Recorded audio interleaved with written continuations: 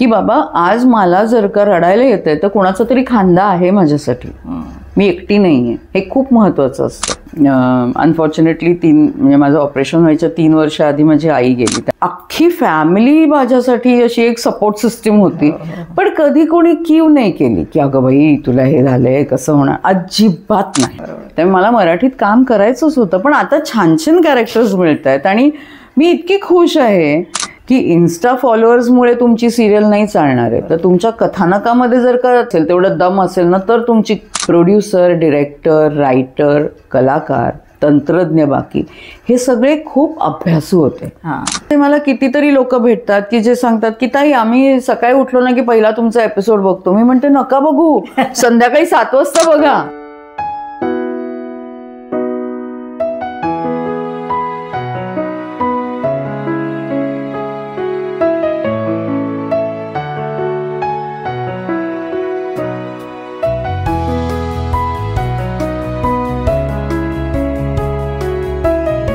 नमस्कार मंडळी, फिल्मी मराठीच्या रसिक प्रेक्षकांना मनपूर्वक नमस्कार.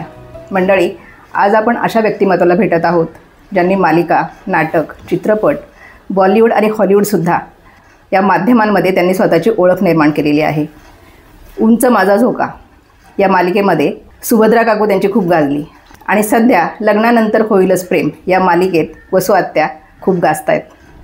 चला तर त्यांचा पडद्यामागचा प्रवास आपण जाणून घेऊया. स्वागत करूया अभिनेत्री संयोगिता भावे यांचं. नमस्कार ताई. नमस्कार. खूप छान वाटतंय तुम्हाला भेटून आज. थँक्यू. सगळ्यात आधी धन्यवाद आम्हाला वेळ दिल्याबद्दल. खूप बिझी आहात तुम्ही सध्या, मला माहिती आहे. मालिका, नाटक, चित्रपट, हिंदी चित्रपट, हिंदी मालिका आणि हॉलिवूड हा प्रवास काय सांगाल? सुरुवात तर सगळ्यांची जशी होते तशीच शाळा कॉलेजच्या नाटकांमधनं झाली आणि मग त्याच्यानंतर परिचय पुणे म्हणून एक संस्था आहे, ॲमेच्युअर संस्था आहे. तर ते राज्यनाट्यासाठी कोण म्हणतं टक्का दिला हे नाटक करत होते आणि त्यांनी मला विचारलं की काम करशील का. म्हटलं हो चालेल, करून बघते. कारण मी तोपर्यंत फक्त आम्ही मुली कारण मी मुलींच्या शाळेत, मुलींच्या कॉलेजमध्ये होते, त्यामुळे मुलांबरोबर काम करण्याची कधी संधी मिळाली नव्हती. पण त्यानिमित्ताने मिळाली आणि मग तिथपासून खऱ्या अर्थानेच प्रवास सुरू झाला. कारण आम्ही राज्यनाट्याला केलं, पुण्यातनं पहिले आलो, मग ऑल ओव्हर महाराष्ट्र पण आमच्या नाटकाचं खूप कौतुक झालं. संजय पवारांनी ते नाटक लिहिलं होतं आणि मग निळू फुल्यांच्या संस्थेने ते चालवायला घेतलं नाटक. सो आम्ही ऑल ओव्हर इंडिया जवळजवळ 200-250 प्रयोग केले त्यावेळेला. आणि मग ती गोडी निर्माण झाली की लोक आपलं काम ॲप्रिशिएट करतायत, त्यांना आवडतं आहे. पुन्हा पुन्हा काही लोक नाटक बघायला येत होते कारण संहिताच इतकी छान होती. आणि त्याच्यानंतर मग बऱ्याच स्पर्धांमधली नाटकं केली, कामगार कल्याण असो किंवा परत राज्यनाट्य असो, अशा अनेक स्पर्धांमधनं केलं. नंतर एक ETV जेव्हा सुरू झालं तेव्हा वर्तमान नावाची एक मी सिरियल करत होते, ज्याच्यात मी असिस्ट करत होते, कॉस्ट्युम्स करत होते, मी कामही करत होते. मी सगळ्या डिपार्टमेंटमध्ये मी काम करत होते. आणि ती माझ्या भावाचाच मित्र, दोघंही मित्र होते जे प्रोड्युसर होते. तर त्यांनी मला म्हणले करशील का. म्हणलं करते, काहीच हरकत नाही. आणि तसं करत असताना मुंबईतले जे आर्टिस्ट होते त्यांच्याशी ओळख झाली. बरं. मग त्यांनी काम बघितलं, ते म्हणले तू पुण्यात काय करतेस, मुंबईत ये. म्हटलं बापरे, मुंबईत यायचं म्हणजे एक तर काय आपलं बाहेर जे असलं की राहण्यापासूनचा सगळा खर्च, म्हणजे खर्च म्हणण्यापेक्षा प्रॉब्लेम असतो कारण आपल्याला माहितीच नसतं की आपण कुठे राहणार आहोत, काय करणार आहोत. बरं, मुंबईत प्रवास कसा करायचा, लोकल, मग ते वेस्ट आणि ईस्ट इथला एक प्रॉब्लेम असायचा. मग मी लक्षात ठेवायचे की कसं आपण चर्चगेटहून निघालो तर वेस्ट कुठल्या बाजूला, ईस्ट कुठल्या असं करत करत हळूहळू मुंबईत राहणं शिकत गेले. आणि मग काही लोकांचे नंबर्स मिळाले होते की जे कोऑर्डिनेटर्स आहेत, त्यांच्याशी कॉन्टॅक्ट केला, फोटो दिले. बरं, त्यावेळेला खूप होतं ना की तुम्ही फोटो द्यायचे असायचे, मग मागे सगळं लिहायचं. प्रोडक्शन हाऊसेसमध्ये जाऊन फोटो दिले, ऑडिशन्स दिल्या आणि मग हळूहळू एक एक काम करत मिळत गेलं. आणि मी वर्तमानसाठी जेव्हा रामोजी फिल्म सिटीमध्ये होते तेव्हा मला लज्जा मिळाली फिल्म, हैदराबाद. सो राजकुमार संतोषींची लज्जा मिळाली. आणि त्याच वेळेला हॉलिवूडची एक फिल्म तिथे शूट होत होती in collaboration with Ramoji film city. So त्यांनी एक हिंदीतली आर्टिस्ट साईन केली होती मोठी. तिच्या काहीतरी डेट्सचा प्रॉब्लेम झाला किंवा काय झालं, तर तिथले जे कोऑर्डिनेटर होते, रादर आपण म्हणू की प्रोडक्शन इन्चार्ज, तर ते माझ्या ओळखीचे होते. तर ते मला म्हणले की आणि मी जनरल त्यांना भेटायला गेले होते ऑफिसमध्ये त्यांच्या. तर ते मला म्हणले की जरा बस, मी एका मीटिंगला जाऊन येते, तोपर्यंत हे एक हॉलिवूडची फिल्म आपल्या इथे शूट होते. हे प्रोड्युसर आहेत त्याचे, त्यांनी माझी ओळख करून दिली. आम्ही छान गप्पा मारल्या की मग हॉलिवूडमध्ये कसं काम चालतं, बॉलिवूडमध्ये कसं, किंवा इंडियन इंडस्ट्रीमध्ये कसं काम चालतं, असं आमच्या खूप गप्पा चालल्या होत्या. मग ते मला म्हणाले की अरे वा, छान आहे, म्हणजे टी व्ही पण करता तुम्ही आणि थिएटर पण केलं आहे. म्हटलं हो. आणि मी गेले निघून माझ्या मीटिंगला. ते प्रोडक्शन इन्चार्ज आल्यानंतर रात्री मला फोन आला. मला म्हणले की तुझ्याशी गप्पा मारल्यानंतर ते म्हणाले की I want this girl on my film. तर मी म्हणलं बापरे, असं काय मी इम्प्रेस केलं, म्हणजे कारण मी खूप नवीन होते त्यावेळेला. आणि मला रात्री बाउंड स्क्रिप्ट आलं, मी वाचलं. दुसऱ्या दिवशी डिरेक्टरबरोबर मीटिंग होती, त्यांनी एक ऑडिशन घेतली माझी. आणि ते उठले, टेबलाच्या इथे गेले, एका पेपरवरती डेट्स लिहिल्या आणि मला म्हणले tell me whether you are free on these dates. मग मनात म्हटलं नसले तरी मी फ्री करीन if I am getting a chance, हॉलिवूडमध्ये काम करण्याचा चान्स मिळत असेल तर.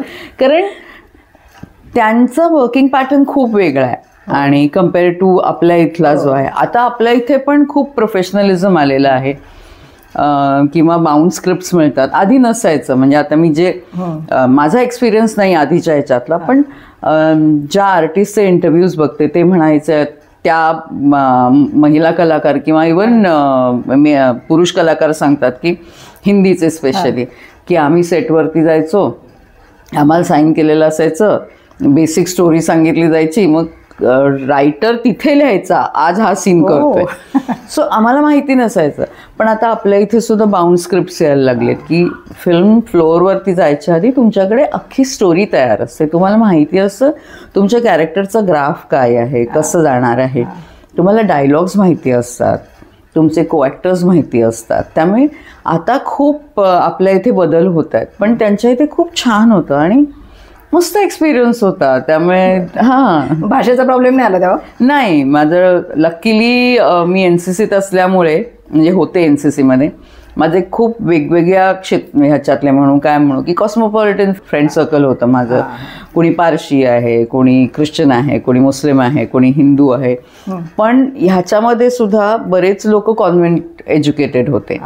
मग त्यांच्याशी बोलता बोलता माझं इंग्लिशही सुधारलं, कारण मी मराठी मीडियममधनं येते. त्यामुळे आणि आमच्या घरी काय असं नव्हतं की बाबा तू इंग्लिश सुधारायचं तर तू इंग्लिशमध्ये बोललं पाहिजे. आमच्या इथे की आपली भाषा मराठी आहे, मराठी भाषेवरती प्रभुत्व आधी प्राप्त कर आणि मग इतर भाषा शिक.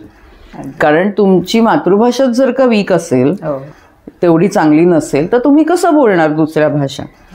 आणि मग ते त्यामुळे माझं इंग्लिश तसं चांगलं होतं, त्यामुळे तसा प्रॉब्लेम नाही आला मला अजिबातच. खूप छान. म्हणजे लज्जाच्या सेटवरच तुम्हाला ती फिल्म? हो, त्या एकाच वेळेस झाल्या? एकाच वेळेला ऑलमोस्ट. वर्तमान, लज्जा आणि एअर पॅनिक ह्या तिन्ही एकाच वेळेला झालं साधारण. ताई, तुम्ही रेखाजींबरोबर पण काम केलंय. लज्जा फिल्म खूप गाजलेली फिल्म आहे ती. कसा होता अनुभव तो? खूपच मस्त अनुभव होता. एकतर काय झालं ना की वर्तमान चालू होतं माझं, आणि त्यावेळेला माझा एक मित्र आहे जो लज्जामध्ये माधुरी दीक्षितच्या गोष्टीमध्ये, म्हणजे तो जो ट्रॅक आहे त्याच्यामध्ये लक्ष्मणाची भूमिका करत होता. आणि मी त्याला भेटायला सेटवरती गेले होते. तर तेव्हा राजकुमार संतोषींचे एक असिस्टंट आहेत, त्यांनी बघितलं आणि त्यांनी विचारलं माझ्या मित्राला की ही ॲक्टर आहे का? म्हटलं हो. म्हणे बोलव उद्या मीटिंगला. मग मी भेटायला गेले. नंतर मग ते म्हणले की असं एक रोल आहे, तिकडे पण रिप्लेसमेंट, इकडे पण रिप्लेसमेंट. एका मुलीने ते केलेलं होतं कॅरेक्टर, पण त्यांना जे हवं होतं त्यातनं ते मिळत नव्हतं. त्यांनी मला स्पष्ट सांगितलं की खूप मोठा रोल नाही आहे, 3 ते 4 सीन आहेत, पण इम्पॅक्ट म्हणजे इम्पॅक्ट पाडणारा तो कॅरेक्टर आहे, तर आवडेल का करायला? म्हटलं वाय नॉट, मला जर का एक एंट्री मिळत असेल बॉलिवूडमध्ये तर करून बघूयात आपण. आणि अशी मी कोणीच नव्हते ना त्यावेळेला की नाही इतका छोटा रोल मी करणार नाही वगैरे असं म्हणायला काही नव्हतंच. ओके, करून बघू, आपण एक्सप्लोअर करतोय. झालं. आणि मी केलं. सो गुलशन ग्रोवर बरोबर पहिला सीन होता. आणि एअर पॅनिकमध्ये पण गुलशन ग्रोवर माझा नवरा आहे त्याच्यामध्ये. पण आम्ही मजा केली, म्हणजे छान. असं नाही, दडपण नाही आलं की अरे बापरे एवढ्या मोठ्या ॲक्टरबरोबर आपण काम करतोय. त्यांनी पण खूप सांभाळून घेतलं, सूचना द्यायचे की असं नाही, असं करून बघ बरं. आणि मला तेच म्हणायचं आहे की आपण जे दडपण घेतो ना की हे मोठे ॲक्टर आहेत, त्यांच्याबरोबर मी काम करतो, पण ते इतके साधे असतात. ते तुम्हाला हां, आणि मी असं म्हणणार नाही की अगदी त्यांच्यात ॲटिट्यूड नसतो, काही काही ह्याच्यात असतो. पण बरेचसे लोक असे असतात ना की जे नवीन आलेली लोक असतात त्यांना सांभाळून घेतात की अरे इथे नाही, अशा पद्धतीने करून बघ बरं हा सीन, किंवा तुझा लुक चुकतोय, हे करतोय. तर ते, आणि त्यातनं आपण शिकत जातो. अगदी. त्यामुळे तो एक्सपिरियन्स फारच छान होता माझ्यासाठी. आणि या तुमच्या वाक्याशी मी सहमत आहे की नवीन लोकांना सांभाळून घेणं तुमच्यासारख्या लोकांकडे ती कलाच असते. खूप छान. ताई, तुमचं काम खूप आहे. जवळजवळ 20 वर्षापासून तुम्ही काम करताय. अनेक मालिका झाल्यात, चित्रपटांमध्ये पण काम केलं आहे, पण बऱ्याचदा नकारात्मक भूमिका तुमच्या वाट्याला येतात. तर त्याचा प्रभाव आपल्यावर होतो का? नाही होत. म्हणजे मला असं वाटतं ना की कॅरेक्टर वेगळं आणि तुम्ही वेगळं. म्हणजे तुमची पर्सनॅलिटी आणि त्या कॅरेक्टरची पर्सनॅलिटी ही तुम्ही वेगळी ठेवायला शिकलं पाहिजेत. कारण जर का तुम्ही मी आज सेटवरती गेले आणि मी काय कोणाला मारण्याचे किंवा कोणाला जनरली आता जे निगेटिव्ह करतात ते कोणाला हिरोईनला विष घालूनच मारलं, अमुक केलं तमुक केलं, अनेक गोष्टी, त्या जर का मी घरी घेऊन आले तर माझ्या पर्सनल आयुष्यामध्ये त्याच्यावरती परिणाम होऊ शकतो. त्यामुळे ते तिथेच सोडून यायचं असतं. म्हणजे आम्ही म्हणतो ना की आपण एक अंतर मेंटेन केलं पाहिजे की ती वसुहत्य आहे किंवा ती सुभद्रा काकू आहे, ती तिथेच आहे. मी घरी आले की संयोगिता आहे.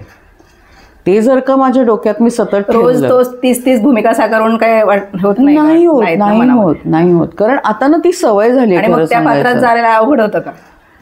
नाही होत. कारण काय आहे, आता मी खरं सांगते की हे आता काय आहे ना, हे रोजच्या कामामुळे पण होतं की कधी स्विच ऑन करायचं, कधी स्विच ऑफ करायचं, हे महत्त्वाचं आहे. हां, हे महत्त्वाचं आहे की मी सेटवरती गेले, मेकअप केला कीच मी वसुहत्या होते किंवा जे कॅरेक्टर असेल ते होतं. बरोबर. आणि मेकअप उतरवला की मी संयोगिता असते.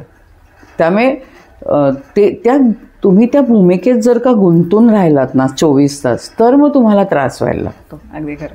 पण नाही, तुम्ही बाहेर कसं पडायचं हे शिकलं पाहिजे त्यातनं. आता सध्या लग्नानंतर प्रेम चालू आहे वसुहत्या, ते अशी का वागते? तिची मानसिकता काय सांगाल?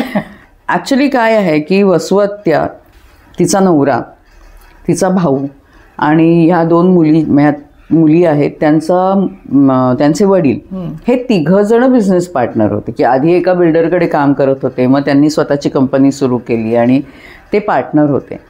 आणि एक असा फ्लॅशबॅकचा सीन आहे की एक झोपडपट्टी उठवायची असते आणि परवानगी मिळालेली असते की इथे बिल्डिंग बांधायची, आणि माझा नवरा तिथे पोचतो. आणि हा जो धनंजय आहे, मुलींचे वडील, तो माझ्या नवऱ्याला फोन करतो. आणि त्यावेळेला त्या झोपडपट्टीतली जी लोकं असते त्यांनी खून केलेला असतो माझ्या नवऱ्याचा. पण माझ्या नवऱ्याच्या मोबाईलवरती शेवटचा फोन धनंजयचा असतो. म्हणून मी म्हणते की नाही, ह्यानीच मारलं माझ्या नवऱ्याला. आणि ती तेढ आहे की तो राग आहे की आज तुझ्यामुळे माझ्या कपाळावरचं कुंकू पुसलं गेलं. आणि अख्ख्या बिझनेसची पॉवर ऑफ अटर्नी, म्हणजे हेड मी आहे आता, की कुठलंही फायनल डिसिजन आहे तो माझ्याकडे आहे. आम्ही सगळे एकत्रच राहतो आहे, भाऊ पण माझ्याच घरात राहतो आहे. पण भाऊ मला न विचारता त्या धनंजयच्याच मुलीशी माझ्या भाच्याचं लग्न ठरवतो. आणि जिथे मला माहिती आहे की माझी मुलगी त्याच्यावरती किती प्रेम करते. बरं, काही फॅमिलीजमध्ये असतं की आत्तेमामे भावंडांची लग्न होतात, त्यामुळे मला ते काही चुकीचं वाटत नाही. तर त्यामुळे, आणि तिला नाकारून की जी तुझ्या डोळ्यासमोर लहानाची मोठी झाली, तीच आपल्या घरात राहिली, तर आपलं घर तसंच राहील ना जे आहे ते. बाहेरनं कोणाला कशाला आणायला पाहिजे. आणि ते सांगत नाही. आणि मला त्याचा सगळ्याचा राग येतो की अरे, माझ्यापासून इतक्या गोष्टी लपवून ठेवल्यास. आणि जो माणूस ज्याच्याबद्दल माझ्या मनामध्ये इतकी घृणा आहे किंवा इतका राग आहे, त्याच्याच मुलीला तू सून म्हणून घरात आणणार आहेस. तर ही बॅकस्टोरी आहे. त्यामुळे वसुहत्या जे वागतीये त्याला एक जस्टिफिकेशन आहे. म्हणजे असं नाही की अरे आता निगेटिव्ह नाही, म्हणजे उगाचच त्रास द्यायचा म्हणून ती त्रास देत नाही. कारण एकुलती एक मुलगी आहे, तिच्यावरचं जे प्रेम आहे तिला सुखी बघण्याची धडपड आहे तिची सगळी. कॅन्सर झाला होता तुम्हाला, पण ह्या आजारातून तुम्ही बाहेर पडलात जिद्दीने. काय झालं होतं नक्की? मला ब्रेस्ट कॅन्सर डिटेक्ट झाला होता.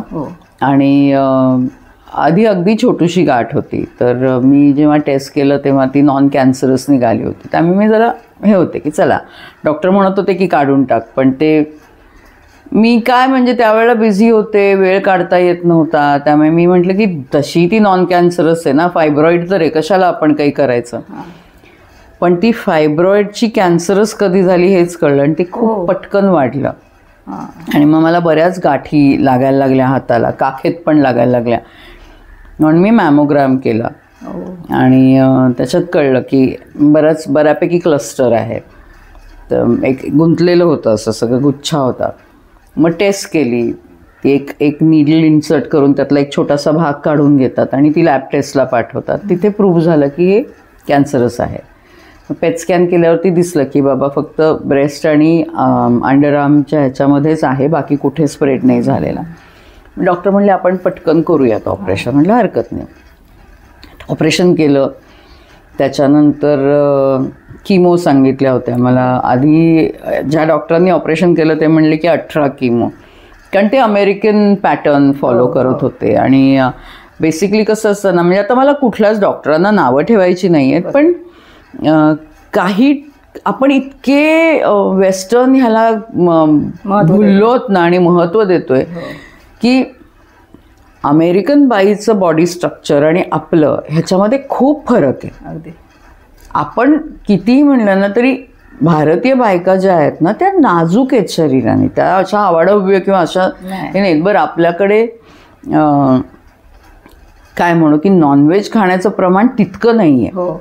आपण एवढं प्रोटीन खात नाही जितकं ते खातात. आपलं व्हेजिटेरियन डाएटमध्ये जितकं प्रोटीन असतं तेवढं खातो. किंवा जे नॉनव्हेज खातात ते सुद्धा काही रोज नॉनव्हेज खात नाहीत. खूप कमी फॅमिलीज आहेत की ज्यांच्याकडे तितकं नॉनव्हेज होतं. त्यामुळे बेसिकली शरीराची ठेवणच इतकी वेगळी आहे.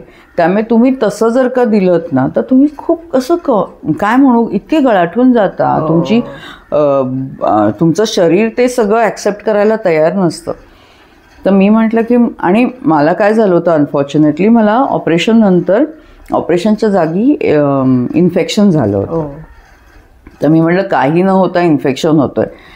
तर ते एक पोर्ट असतो तो इथे बसवतात कॉलरबोनच्या खाली आणि त्यातनं ते किमो देतात. मी म्हटलं ते तर फॉरेन बॉडी आहे, ते जर का बसवलं आणि मला काही झालं तर काय करू, कारण मला काम करायचं होतं ना लगेच. तर माझी एक मैत्रीण, तिचं 1 वर्षापूर्वी ऑपरेशन झालं होतं. ती म्हणली मला चेकअपला जायचं आहे माझ्या डॉक्टरांकडे, तू येतेस का, सेकंड ओपिनियन घेऊन बघ. म्हणलं चालेल, कारण आधीच्या डॉक्टरांनी 16 किमो सांगितल्या होत्या आणि अगदी म्हणजे 8-8 दिवसाच्या अंतराने वगैरे. मी गेले डॉक्टरांकडे तर त्यांनी चेक केलं. ते मला म्हणले 3 आठवडे तरी फिरकू नकोस कारण अजून इन्फेक्शन आहे. म्हणलं अरे बापरे, मला तर सांगितलं की आपण या विकेंडपासून सुरू करू. तू ठरव, तुला त्या डॉक्टरांकडे जायचं ह्या डॉक्टरांकडे जायचं. मग मला ते म्हणले की ही का औषधं घेतेस, बंद करून टाक, ह्याची गरज नाही, मी सांगतो तेवढंच एक औषध सुरू ठेव. आणि म्हणले मी 6 किमो देणार 21-21 दिवसाच्या अंतराने. त्याच्यातसुद्धा दुसरी किमो द्यायच्या आधी मी ब्लड टेस्ट करणार. ते सगळेच करतात, म्हणजे असे कुठलंच डॉक्टर नाहीत की विदाऊट ब्लड टेस्ट दिली आहे. कारण ते जे फॅक्टर्स आहेत ब्लडमधले ते ओके आहेत का नाही ते बघायचं असतं, तेवढी संख्या आहे का नाही, नाहीतर मग थांबायला लागतं. जसं मला 2 किमोजच्या वेळेला थांबायला लागलं, एक 10-10 दिवस थांबायला लागलं होतं. आणि ते म्हणले की मी इंट्रावेनस देणार, म्हणजे सलाईनच्या मार्फत हे करणार. इथे प्रिक केलं होतं आणि तिथनं द्यायचं आहे. तर मी म्हटलं ओके. नंतर 16 रेडिएशन्स होती, 16 सायकल्स होती रेडिएशनची. ते झालं. त्याच्यानंतर मग डॉक्टर म्हणले आता तू नॉर्मल आयुष्य जगायला सुरुवात कर. कारण मी त्यांना कसं होतं की किमो संपल्या, किमोमध्ये केस जातात. किमो संपल्यानंतर एक साधारण 1-1.5 महिन्यांनी केस यायला सुरुवात होतात. तर काय म्हणू की ग्रे हेअर असतात बरेचसे, येतात परत ते ग्रे, सगळेच काही काळे येतील अशातला भाग नाही.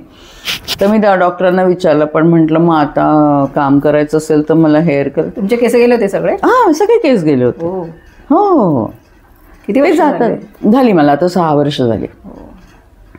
तर त्यामुळे ते म्हणले काय नाही, नॉर्मल तू आधी कसं आयुष्य जगत होतीस तसं आयुष्य सुरू कर जगायला.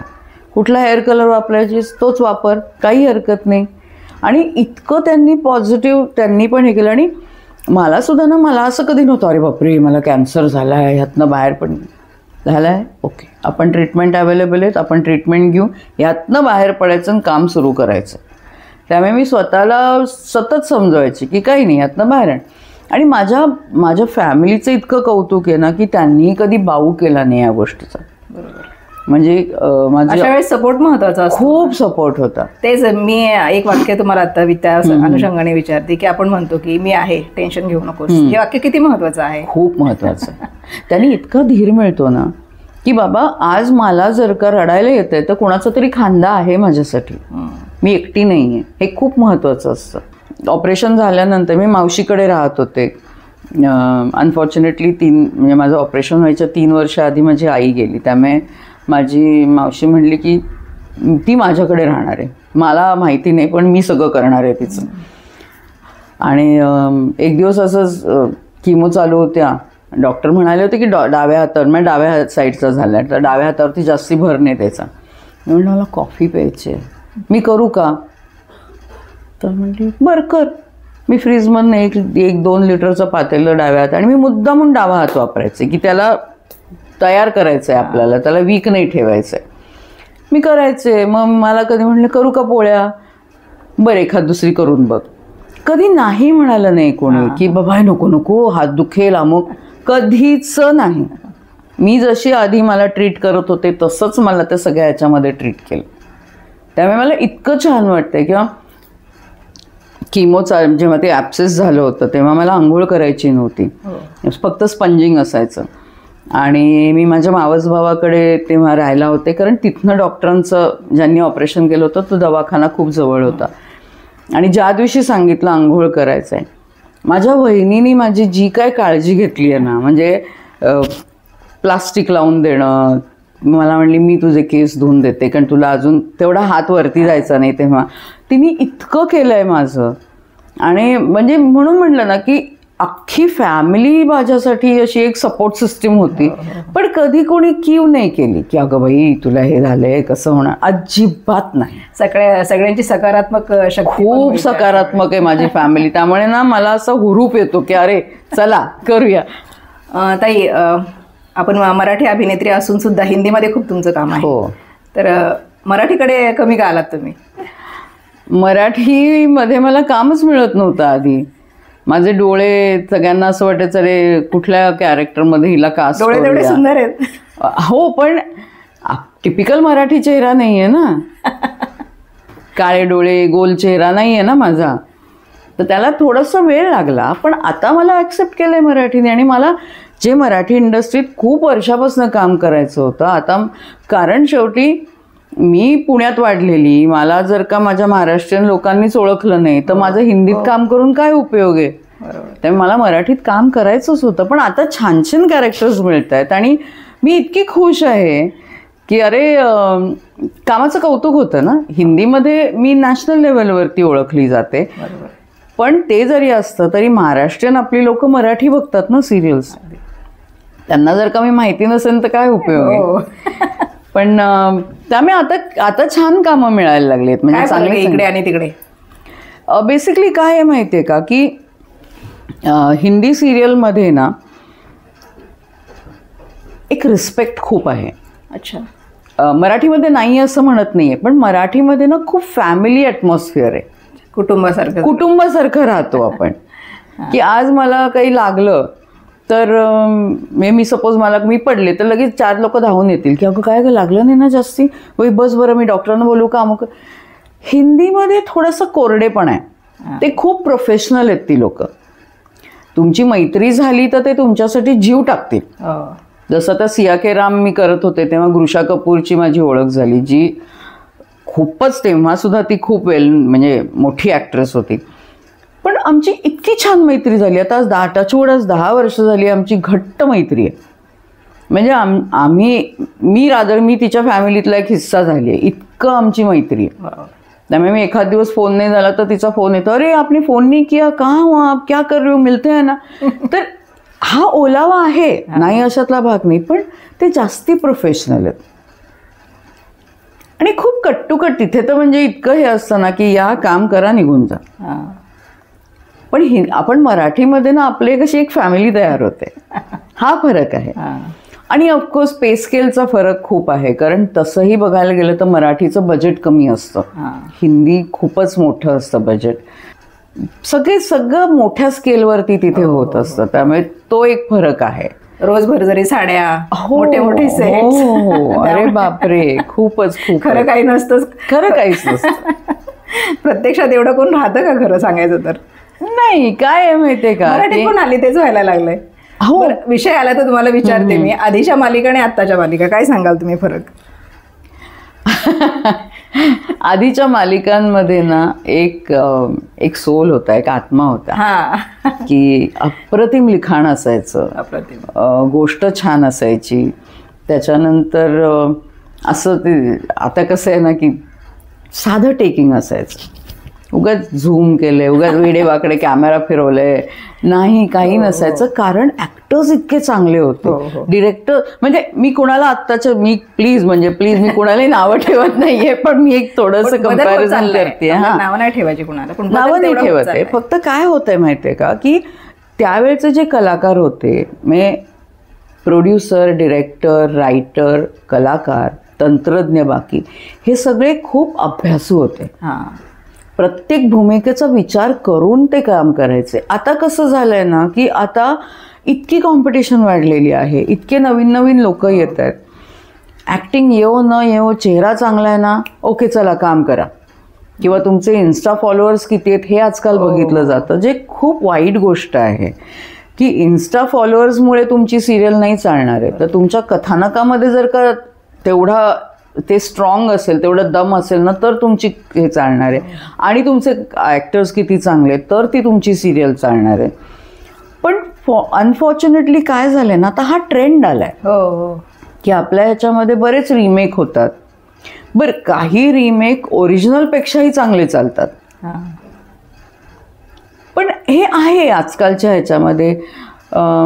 थोडंफार मी असं म्हणेन की कुठेतरी भाषेवरचं प्रभुत्व कमी पडतंय लिखाणामध्ये, किंवा इवन ॲक्टर्सची समज कुठे कुठे कमी पडते, असं माझं स्वतःचं मत आहे. की मी चुकीची असू शकते, पण मला जे वाटतंय ते मी अगदी स्पष्टपणे सांगते. त्यामुळे म्हणजे जसं आता मी उंच माझा झोका केली, उंच माझा झोका करत असताना जो काळ आम्ही उभा केला होता, त्या काळाशी निगडीत गोष्टी तिथे होत्या. अगदी हेच म्हणायचं होतं की आता जे घडतंय ते दाखवतच नाहीत मुळात. हो, आता कसं आहे ना की आता मी म्हणेन की आता हे शोबिझ झालंय, खऱ्या अर्थाने शो बिझनेस झालेला आहे. की हे विकलं जात आहे का, ओके मग मी पण इकडे आणतो आणि मी तेच विकतो, हे असं झालेलं आहे थोड्याफार प्रमाणामध्ये. कोणाला नवीन काही करायची इच्छा नाही आहे. जे सेट चाललंय ना, कन्नडमध्ये हे चाललंय, आला त्या मराठीत हे चाललंय, हे न्या तमिळमध्ये, पण काहीतरी नवीन देऊयात ना ऑडियन्सला. आणि काय आहे ना, ह्याच्या मागे त्यांची स्ट्रॅटेजी काय आहे हे मला माहिती नाही, चॅनलची स्ट्रॅटेजी. कारण शेवटी त्यांना बिझनेस करायचा, त्यांना पैसे कमवायचे, त्यांनी पैसे कमवले तर ते आमच्यापर्यंत येणार आहेत, खरं गोष्ट सांगायची. तर त्यामुळे मला नावं कुणालाच ठेवायची नाही आहेत, फक्त जे प्रेक्षकांकडनं प्रतिक्रिया येतात, किंवा जी जुनी लोक आहेत, जेव्हा त्या परत परत यूट्यूबवरती जाऊन, किंवा आता जे OTT प्लॅटफॉर्म झालेत त्याच्यावरती जाऊन जुन्या मालिका बघतात, तेव्हा त्यांच्याकडनं कळतं की आम्ही खूप ना असं असायचं की अरे कधी एपिसोड येतो, कारण तेव्हा तर रोजही नसायचं, आठवड्यात असायचं. वाट बघायचो आपण त्याची, की ती गोष्ट डोक्यात कायम घोळत राहायची आपल्या, आणि आपण अरे अच्छा इथे संपलं तर आता इथनं पुढे येणार आहे. आता ते थोडंसं कुठेतरी हे झालं. आणि दुसरी गोष्ट काय झालं ना, सगळं तुमच्या मोबाईलवरती आलंय, जास्त आलंय, यायला लागले, त्यामुळे लक्षातच राहत नाही काही. म्हणजे असे मला कितीतरी लोक भेटतात की जे सांगतात की ताई आम्ही सकाळी उठलो ना की पहिला तुमचा एपिसोड बघतो. मी म्हणते नका बघू, संध्याकाळी 7 वाजता बघा, जेव्हा टेलिकास्ट आहे तेव्हा बघा, तुम्ही सकाळी नका बघू. कारण नाही तर ते टीव्हीवरती जे दाखवतोय आम्ही त्याला काही उपयोगच नाही. बरोबर. त्याचं जे रेटिंग यायला पाहिजे तेव्हा त्या पर्टिक्युलर वेळेमध्ये जितक्या लोकांनी बघितलं पाहिजे ते बघितलं जात नाही ना. सगळे लोक आधीच बघतात. कारण म्हणजे आजचा एपिसोड सकाळी 6 वाजता OTT प्लॅटफॉर्मवरती आलेला असतो. लोकांनी आधीच बघून झालेलं असतं. त्याच्यावर पण TRP तुमचा कमी जास्त होऊ शकत असेल ना. होतो, अगदीच होतो. लोक बघतायत पण चुकीच्या वेळेत बघतायत. आता आमची सिरियल कैक महिने ऑनलाईन नंबर 1 ट्रेंडिंग आहे. पण ते ऑनलाईन आहे. TV वरती पण रेटिंग चांगलं आहे. आता इनफॅक्ट वाढतंय, कारण आता जो ट्रॅक आलाय तो इतका सुंदर आहे. त्यामुळे आता रेटिंग वाढतंय. तुम्ही ते काव्याची काहीतरी हे सोड करणार. आता मला माहित नाही मी काय काय करणार आहे ते, पण आहे, कारण त्या दोघींवरती राग आहे ना माझा. अनेक भूमिका केल्यात. सगळ्यात मिळालेलं तुम्हाला आव्हानात्मक पात्र कोणतं होतं? सुभद्रा काकू हे माझ्यासाठी खूप चॅलेंजिंग कॅरेक्टर होतं. आणि मंथरा जे सिया के राममध्ये मी केलं होतं ते.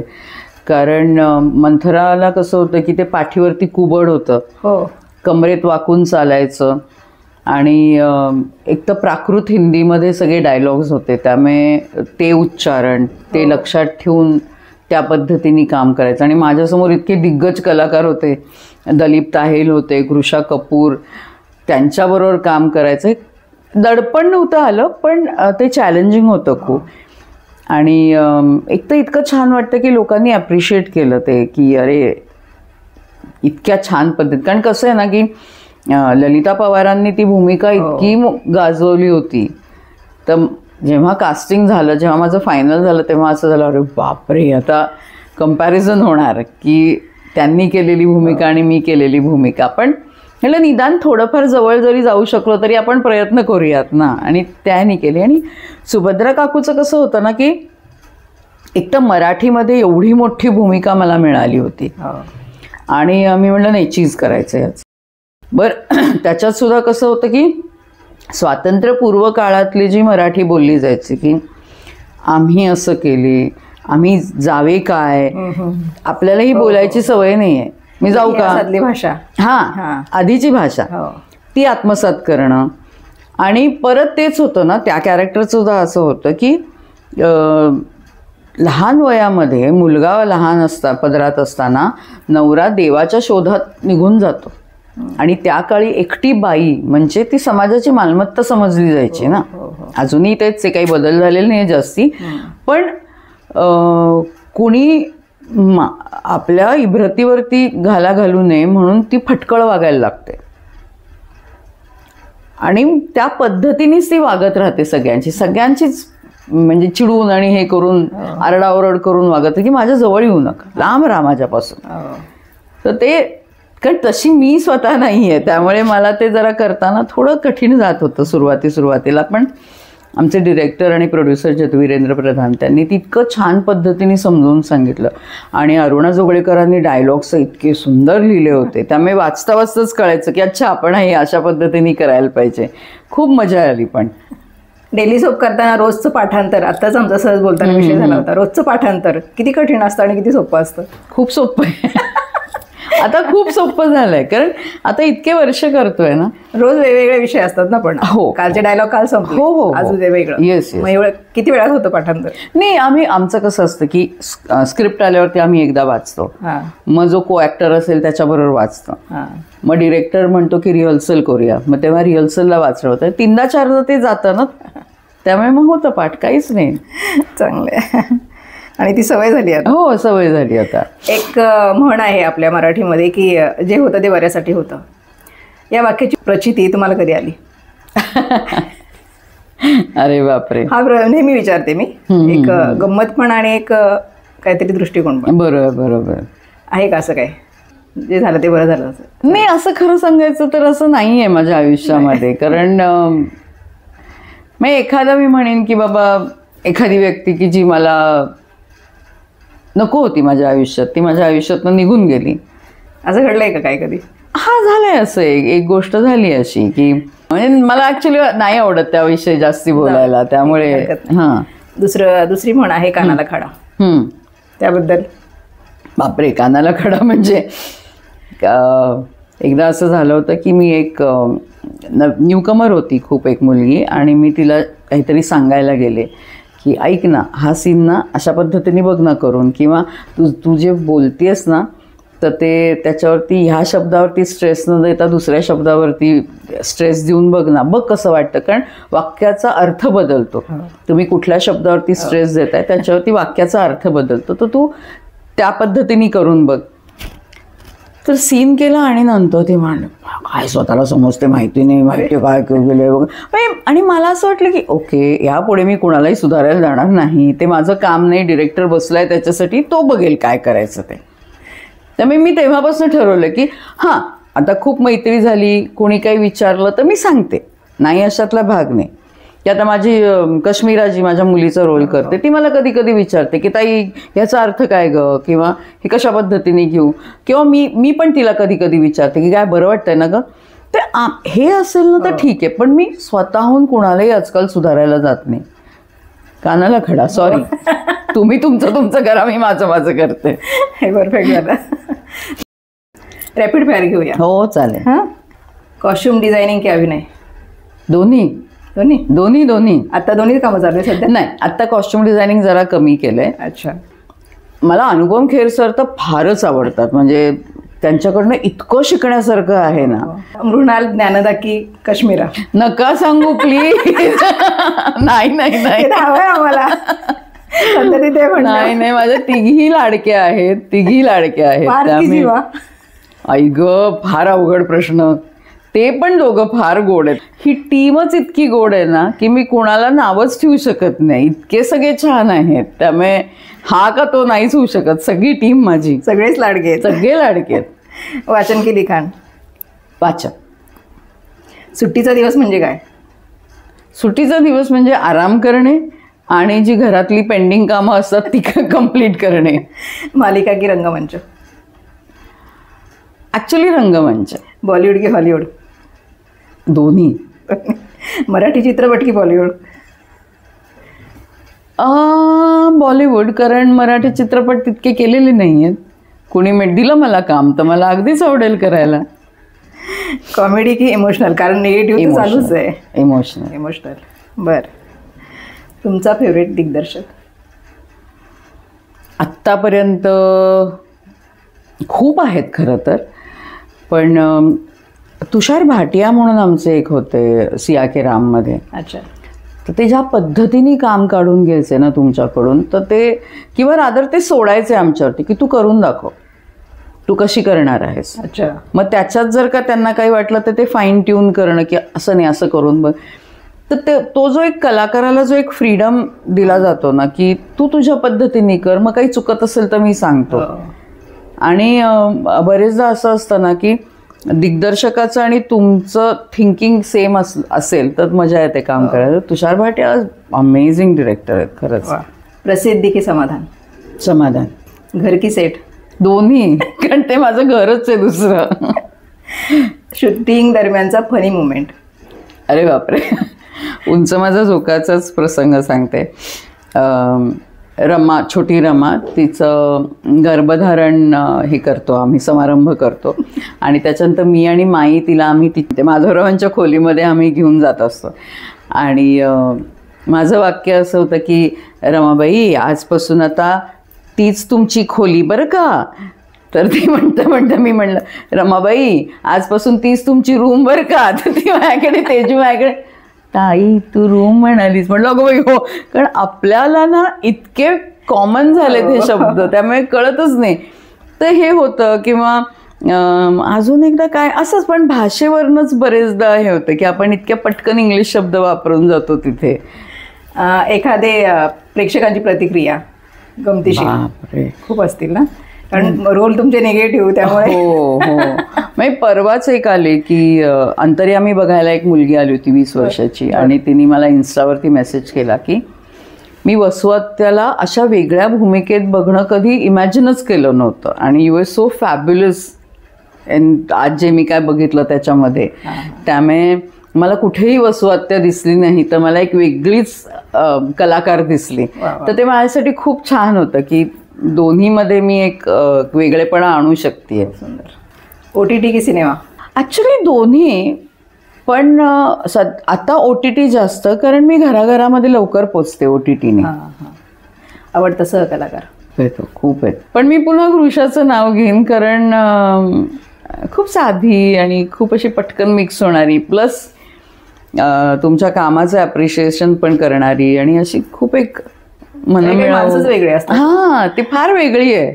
तिला असं मला सांगायला लागतं, तू जरा मोठी आहेस ना, थोडंसं माझ्यापेक्षाही खूप काम करतेस जास्ती, पण असं कुठे माज नसतो, काही नसतो. त्यामुळे ती एक आहे, रुजुता आहे, ज्ञानदा, मृणाल, ह्या सगळ्या इतक्या गोड आहेत ना, म्हणजे असं एका कोणाला तरी निवडणं खूप अवघड आहे माझ्यासाठी. एका शब्दात संयोगिता. अरे बापरे. संयोगिता ही वर्कहॉलिक आहे, कामाची भूक आहे, आणि स्वस्त बसत नाही. म्हणजे खूप नाही, एका शब्दात होत नाहीये, पण एका शब्दात म्हणायला झालं तर प्रेमळ. आम्हाला पण अनुभव आला. खूप छान झाल्या गप्पा. थँक्यू. तुम्हाला आम्ही नेहमी निगेटिव्ह भूमिकेत बघितलं, पण तुम्ही खरंच प्रेमळ आणि खूप मनमोकळे आहात. थँक्यू. खूप छान वाटलं. तुम्हाला कसं वाटलं आमच्याशी भेटून? खूप छान वाटलं. वेगळे प्रश्न होते, कारण दरवेळेला असं असतं की त्याच ह्याच्यामध्ये, पण मी तो प्रयत्न केलाय, काय माहिती किती पूर्ण झालं. नाही, खरंच चांगलं वाटलं, खरंच छान वाटलं. आणि एक इन्फॉर्मल ज्या गप्पा होत्या ना, त्या जास्ती चांगल्या वाटतात. त्यामुळे मंडळी, तुम्हाला वसुहत्यांच्या गप्पा कशा वाटल्या, म्हणजेच संयोगिता भावेंच्या, नक्की लिहा कमेंटमध्ये. पुन्हा भेटूया पुढच्या व्यक्तिमत्वासोबत. तोपर्यंत नमस्कार.